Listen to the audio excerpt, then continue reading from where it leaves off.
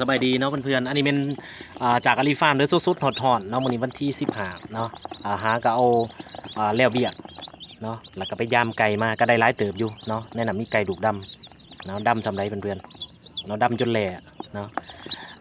แล้วก็มีเป็ดนำเนาะตู้ฟักไข่ของอาลีฟาร์มผักเป็ดก็ได้เด้อเพื่อนๆเด้อผักไข่เป็ดไข่ไก่เนี่ยนะอ่าอันนี้ไม่ได้ส่วนของนะฮะก็เอาลงมาบางอย่างเนี่ยเนาะอันนี้ไม่ได้ของอนุบาลเนาะที่เฮาเอามันอนุบาลเนาะหลังจากที่ออกจากตู้แล้วเขาก็มาเฮ็ดอนุบาลเนาะก็ถือว่าหลายเติบอยู่ได้เพื่อนๆเนาะมื้อนี้ได้จักโตเนาะสิลองนับเบิ่ง2เนาะเอ่อสี่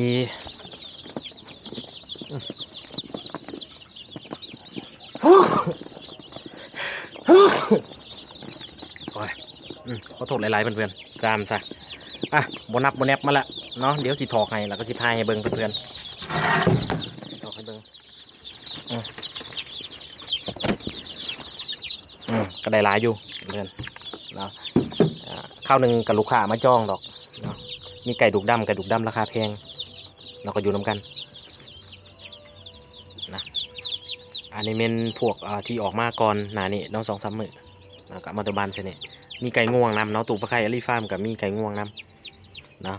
มีเท่านี้เพื่อนๆเนาะไว้โอกาสหน้าจะถ่ายให้เบิ่งใหม่นะ